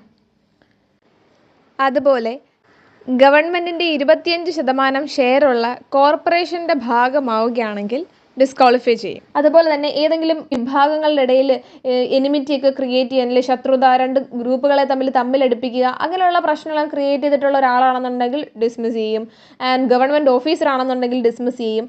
ആൻഡ് അൺടച്ചബിലിറ്റി, ഡൗറി, സതി, ഇതിൻ്റെയൊക്കെ പേരിൽ ശിക്ഷിക്കപ്പെട്ട ഒരാളാണോ, ഇതിൻ്റെയൊക്കെ പേരിൽ പണിഷ്മെൻറ്റ് നേരിട്ട ആളാണോ, ഇങ്ങനെയുള്ള സാഹചര്യങ്ങളിലെല്ലാം എന്ത് ചെയ്യും? ഡിസ്ക്വാളിഫൈ ചെയ്യും. പക്ഷേ ഇതെല്ലാം ചെയ്യുന്നുണ്ടെങ്കിൽ ഇതിൻ്റെ എല്ലാം ഫൈനൽ ഡിസിഷൻ ആരായിരിക്കും എടുക്കുക? പ്രസിഡൻറ്റിനാണ് ഇതിൻ്റെ അന്തിമ തീരുമാനമെടുക്കാനുള്ള അധികാരം നൽകിയിരിക്കുന്നത്.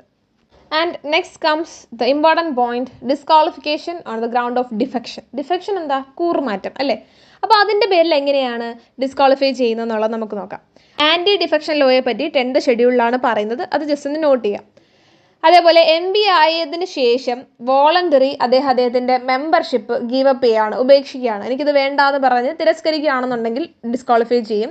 പാർട്ടിയുടെ തീരുമാനങ്ങളും പ്രൊസീജിയേഴ്സ് ഒന്നും ഫോളോ ചെയ്യാൻ പറ്റാത്തൊരു സാഹചര്യമാണെന്നുണ്ടെങ്കിൽ അത് ഡിസ്ക്വാളിഫിക്കേഷന് വിധേയമാകും. അതേപോലെ സ്വതന്ത്രനായി നിന്ന് മത്സരിച്ച് വിജയിച്ചൊരു വ്യക്തി പിന്നീട് ഒരു പൊളിറ്റിക്കൽ പാർട്ടിയിലേക്ക് ജോയിൻ ചെയ്യുകയാണെന്നുണ്ടെങ്കിൽ അവിടെ ഡിസ്ക്വാളിഫിക്കേഷന് വിധേയമാകും. ഇത്രയും പോയിന്റുകളാണ്. അപ്പോൾ ഇതിൻ്റെ എല്ലാം ഫൈനൽ ഡിസിഷൻ ഇപ്പോൾ രാജ്യസഭയുടെ കേസിലാണെന്നുണ്ടെങ്കിൽ ആരാണ് തീരുമാനം എടുക്കുന്നത്? ചെയർമാനാണ്. അപ്പോൾ രാജ്യസഭയുടെ ചെയർമാൻ എന്ന് പറയുമ്പോൾ വൈസ് പ്രസിഡന്റ് ആണ്, അത് അറിയാമല്ലോ അല്ലേ? സോ രാജ്യസഭയുടെ തീരുമാനങ്ങൾ രാജ്യസഭയിലാണ് നടക്കുന്നുണ്ടെങ്കിൽ ചെയർമാൻ ആയിരിക്കും തീരുമാനങ്ങൾ എടുക്കുക. ആൻഡ് ലോകസഭയിലാണെന്നുണ്ടെങ്കിൽ ആരായിരിക്കും? സ്പീക്കർ ആയിരിക്കും തീരുമാനം എടുക്കുക. അതുപോലെ മറ്റൊരു പ്രധാന പോയിന്റ് എന്ന് പറഞ്ഞാൽ, ഇപ്പോൾ ക്വാളിഫിക്കേഷൻ്റെ കാര്യത്തിലോ ഡിസ്ക്വാളിഫിക്കേഷൻ്റെ കാര്യത്തിലോ നിങ്ങൾ ശ്രദ്ധിച്ചോന്ന് അറിയത്തില്ല, കോർട്ടിന് യാതൊരു അധികാരവും ഇതിനൊന്നും കാര്യത്തിൽ ഉണ്ടായിരുന്നില്ല. പക്ഷേ ഇവിടെ ഈ ഡിഫെക്ഷൻ്റെ കേസ് വരുമ്പോഴേക്കും ജുഡീഷ്യൽ റിവ്യൂ, അതായത് സുപ്രീം കോടതിനുള്ള ജുഡീഷ്യൽ റിവ്യൂ, ആ ഒരു അധികാരം ഇവിടെ കൊടുക്കുകയാണ്. 1992 സുപ്രീം കോടതി എന്ത് ചെയ്യുന്നത്? ഒരു ജുഡീഷ്യൽ റിവ്യൂക്ക് ഉള്ളൊരു പവർ കൊടുക്കുന്നത്. അതായത് ഡിഫെക്ഷൻ്റെ കേസിൽ ആർക്ക് ഇടപെടാം? സുപ്രീം കോടതിക്ക് അല്ലെങ്കിൽ കോർട്ടിന് ഇടപെടാം എന്നുള്ളൊരിത്. സോ ഇത്രയും കാര്യങ്ങളാണ് disqualification on the ground of defection ഈ ഒരു 2 സെഷനിലൂടെ മനസ്സിലാക്കിയിരിക്കേണ്ട പോയിന്റുകൾ. നെക്സ്റ്റ് ടോപ്പിക് വെക്കേറ്റിംഗ് ഓഫ് സീറ്റ്സ് എങ്ങനെയാണ് വേക്കൻ്റ് ആകുന്നത് എന്നുള്ളതാണ് അടുത്തതായി നോക്കാൻ പോകുന്നത്. The first one is that double membership വരുന്ന സാഹചര്യത്തിൽ സീറ്റ് വേക്കൻ്റ് ആകും. എങ്ങനെയാണ്? The first one is that ലോകസഭയിലും രാജ്യസഭയിലേക്കും ഒരുമിച്ച് എലക്ട് ആവുന്ന സാഹചര്യത്തിൽ 10 ദിവസത്തിനുള്ളിൽ എന്ത് ചെയ്യണം? തീരുമാനം എടുക്കണം. രാജ്യസഭാ സീറ്റ് വേണോ അതല്ലെങ്കിൽ ലോകസഭാ സീറ്റ് വേണോ? 10 ദിവസത്തിനുള്ളിൽ തീരുമാനം എടുത്തില്ല എന്നുണ്ടെങ്കിൽ രാജ്യസഭയിലെ സീറ്റ് എന്ത് ചെയ്യും? വേക്കൻ്റ് ആയി പോകും, അത് ക്യാൻസൽ ആയി പോകും. സെക്കൻഡ് പോയിന്റ് എന്ന് പറയുന്നത്, അല്ലെങ്കിൽ സെക്കൻഡ് കേസ് എന്ന് പറയുന്നത്, സിറ്റിംഗ് മെമ്പർ ആയിരിക്കുമ്പോൾ തന്നെ അനദർ ഹൗസിലേക്ക്, ഇപ്പം ഫസ്റ്റ് ഹൗസ് ആവാം സെക്കൻഡ് ഹൗസ് ആകാം, ഹൗസിലേക്ക് എന്ത് ചെയ്യും? ഇലക്ട് ആവുകയാണ്. അപ്പോൾ ആ ഒരു സാഹചര്യത്തിൽ നമ്മളൊരു തീരുമാനം എടുത്തില്ല എന്നുണ്ടെങ്കിൽ ഫസ്റ്റ് ഹൗസിലെ സീറ്റ് എന്ത് ചെയ്യും? വേക്കൻ്റ് ആയി പോകും. ആൻഡ് മൂന്നാമത്തെ സാഹചര്യം എന്ന് പറയുന്നത് 2 സീറ്റിലേക്ക്, ഇപ്പോൾ രാഹുൽ ഗാന്ധി 2 സീറ്റ്സിലേക്ക് മത്സരിക്കുകയുണ്ടായി. അപ്പോൾ അതിനുശേഷം അദ്ദേഹം ഒരു സീറ്റ് നിലനിർത്തുകയായിരുന്നു. അപ്പോൾ അതേപോലെ 2 സീറ്റിലേക്ക് നമ്മൾ വിജയിക്കുകയാണെന്നുണ്ടെങ്കിൽ എന്ത് ചെയ്യണം? നിശ്ചയിച്ചിട്ടുള്ള സമയത്തിനുള്ളിൽ ഡിസിഷൻ എടുത്തില്ല എന്നുണ്ടെങ്കിൽ 2 സീറ്റും വേക്കൻ്റ് ആയി പോകും. ആൻഡ് ഫോർത്ത് കേസ് എന്ന് പറയുന്നത് MLA ആയിട്ടും തിരഞ്ഞെടുക്കപ്പെട്ടു, MP ആയിട്ടും തിരഞ്ഞെടുക്കപ്പെട്ടു. അങ്ങനെയെങ്കിൽ 14 ദിവസത്തിനുള്ളിൽ തന്നെ എന്ത് ചെയ്യണം? MLA സ്ഥാനം റിസൈൻ ചെയ്യണം. റിസൈൻ ചെയ്തില്ല എന്നുണ്ടെങ്കിൽ MP സ്ഥാനം എന്ത് ചെയ്യും? ആ ഒരു സീറ്റ് വേക്കൻ്റ് ആയി പോകും. അതാണ് ഡബിൾ മെമ്പർഷിപ്പിൽ വരുന്നത്. ഇനി ഡിസ്ക്വാളിഫിക്കേഷൻ എന്ന് പറയുന്ന കാറ്റഗറിയിൽ വരുന്നതെന്ന് വെച്ചാൽ, ഡിസ്ക്വാളിഫിക്കേഷൻ നമ്മൾ ഓൾറെഡി പറഞ്ഞു. അപ്പോൾ ആ പറഞ്ഞ ഏതെങ്കിലും പ്രൊസീജിയർ ഫോളോ ചെയ്യേണ്ട ഒരു സാഹചര്യമല്ല, ഏതെങ്കിലും ഒരു സിറ്റുവേഷനിൽ ഡിഫെക്ഷൻ്റെ കേസ് ആണെങ്കിൽ പോലും എന്ത് ചെയ്യും? ഡിസ്ക്വാളിഫൈ ചെയ്യും. അപ്പോൾ അത് വീണ്ടും പറയുന്നില്ല. അപ്പോൾ അങ്ങനെ ഒരു സാഹചര്യം വരുവാണെന്നുണ്ടെങ്കിൽ എന്താണ്? സീറ്റ് വേക്കൻ്റ് ആവും. മൂന്നാമതായിട്ട് റെസിഗ്നേഷനാണ്. അതായത് സ്വയം എന്ത് ചെയ്യാണ്? റെസിഗ്നേഷൻ ലെറ്റർ കൊടുക്കുകയാണ്. അപ്പോൾ ആ സാഹചര്യത്തിൽ ഇപ്പോൾ സ്പീക്കറിനാണ് കൊടുക്കുന്നതെങ്കിൽ സ്പീക്കർ അല്ലെങ്കിൽ ചെയർമാൻ അവർക്കത് ജെന്യുവൻ ആണെന്ന് തോന്നുകയാണെങ്കിൽ അതെന്ത് ചെയ്യും? അത് അക്സെപ്റ്റ് ചെയ്യുകയാണെന്നുണ്ടെങ്കിൽ ആ ഒരു സീറ്റ് എന്ത് ചെയ്യും? വേക്കൻ്റ് ആയി പോകും.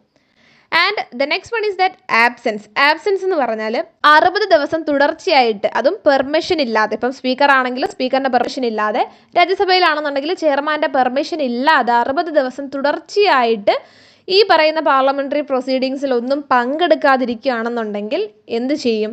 ആ ഒരു സീറ്റ് വേക്കൻ്റ് ആയി പോകും.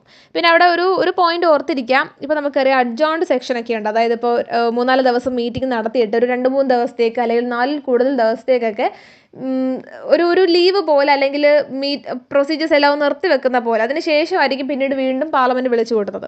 അപ്പോൾ അങ്ങനെ ഒരു കേസ് വരികയാണെന്നുണ്ടെങ്കിൽ അത് 4 ദിവസത്തിൽ താഴെയാണ് ആ ഒരു ഗ്യാപ്പ് ഇടുന്നതെന്നുണ്ടെങ്കിൽ ഈ 60-നകത്ത് ഈ ഒരു ദിവസത്തിൻ്റെ കണക്ക് കൂട്ടും. അതല്ല 4 ദിവസത്തിൽ കൂടുതലാണ് ഈ ഒരു അഡ്ജോൺ സെഷൻ നീണ്ടു പോകുന്നതെന്നുണ്ടെങ്കിൽ 60-നകത്ത് കൂടത്തില്ല. അപ്പോൾ അത് ജസ്റ്റ് ഒന്ന് ഓർമ്മയിൽ വെക്കുക, അത്രേ ഉള്ളൂ. പിന്നീട് പറയുന്ന കേസസ് എന്ന് പറഞ്ഞാൽ കോർട്ട് തന്നെ ഈ ഒരു ഇലക്ഷൻ എന്തെങ്കിലും വോയിഡ് ആയിട്ടോ ഡിസ്ക്വാളിഫൈ ആയിട്ടോ കാണുകയാണെന്നുണ്ടെങ്കിൽ സീറ്റ് വേക്കൻ്റ് ആകും. പിന്നെ ഹൗസിൽ നിന്ന് പുറത്താക്കപ്പെടുന്ന സാഹചര്യത്തിൽ സീറ്റ് വേക്കൻ്റ് ആവും. അതുപോലെ തന്നെ ഈ പറയുന്ന വ്യക്തി പ്രസിഡൻ്റായിട്ടോ വൈസ് പ്രസിഡൻ്റായിട്ടോ ഗവർണറായിട്ടോ ഇലക്ട് ആവുകയാണെന്നുണ്ടെങ്കിൽ ഓഫ് കോഴ്സ് ആ ഒരു സീറ്റ് വേക്കൻ്റ് ആവും. സോ ഇത്രയും കാര്യങ്ങളാണ് ഈ വെക്കേറ്റിംഗ് ഓഫ് സീറ്റ്സിൽ വരുന്നത്. The next topic is that oath and affirmation. ഈ പറയുന്ന മെമ്പേഴ്സൊക്കെയും അവരൊക്കെയും ഓത്ത് എടുക്കേണ്ടത് ഒന്നെങ്കിൽ പ്രസിഡൻ്റ് ആയിരിക്കും പറഞ്ഞു കൊടുക്കുന്നത്, അല്ലെങ്കിൽ പ്രസിഡൻ്റ് അപ്പോയിൻറ്റീസ് ആയിരിക്കും. അപ്പോൾ അത് നമ്മൾ അറിയാം നമുക്ക് എന്തൊക്കെയാണ്, എങ്ങനെയാണ് ഓത്ത് എടുക്കുന്നത്. അല്ലെ, true faith and elegance follow ചെയ്തിരിക്കണം, സോവറിനിറ്റി ആൻഡ് ഇൻറ്റഗ്രിറ്റി ആ ഒരു ആശയം എപ്പോഴും ഫോളോ ചെയ്തിരിക്കണം, ഫെയ്ത്ത്ഫുള്ളി തൻ്റെ കടമകളൊക്കെയും ഫെയ്ത്ത്ഫുൾ ആയിട്ട് തന്നെ എന്ത് ചെയ്യും? ഡിസ്ചാർജ് ചെയ്യും എന്നുള്ള തീരുമാനങ്ങൾ. സോ ഇതൊക്കെയാണ് ആ ഒരു സെഷനിൽ വരിക. ആൻഡ് ഓത്ത് എടുക്കാതെയാണ് ഒരു മെമ്പർ ഇരിക്കുന്നത് പാർലമെൻ്ററി പ്രൊസീഡിങ്സിലൊക്കെ ഇരിക്കുന്നുണ്ടെങ്കിൽ 500 rupees പെനാൽറ്റി അടയ്ക്കേണ്ടതുണ്ട് ഓരോ ദിവസവും. അപ്പം അങ്ങനെ ഓത്ത് എടുത്തില്ല എന്നുണ്ടെങ്കിൽ വോട്ട് ചെയ്യാൻ പറ്റത്തില്ല, ഈ പ്രൊസീഡിങ്സിലൊന്നും ഇരിക്കാൻ പറ്റത്തില്ല, അതുപോലെ തന്നെ പാർലമെൻ്ററി പ്രിവിലേജസ് ഒന്നും ലഭിക്കത്തില്ല. സോ ഇത്രയും കാര്യങ്ങൾ മാത്രമേ ഉള്ളൂ, വളരെ തുച്ഛമായ കാര്യങ്ങളേ ഉള്ളൂ ഈ ഓത്ത് ആൻഡ് അഫർമേഷനിൽ വരുന്നത്. The final topic is that salaries and allowances. നമ്മുടെ ഭരണഘടനയിൽ ഈ പെൻഷനെ പറ്റിയിട്ടൊന്നും ഒരു പ്രൊവിഷനും ഭരണഘടനയിൽ പറയുന്നില്ല. പിന്നീട് ഇതിനെപ്പറ്റി പറയുന്നത് salaries, allowance and pensions of members of parliamentary ആക്ടിലാണ്. അതായത് പാർലമെൻറ്റ് 1954 ഈ ഒരു ആക്ട് കൊണ്ടുവരുന്നത്. അതിലാണ് ഈ പറയുന്ന സാലറീസിനെയും അലവൻസസിനെയും പറ്റിയിട്ടൊക്കെ പറയുന്നത്.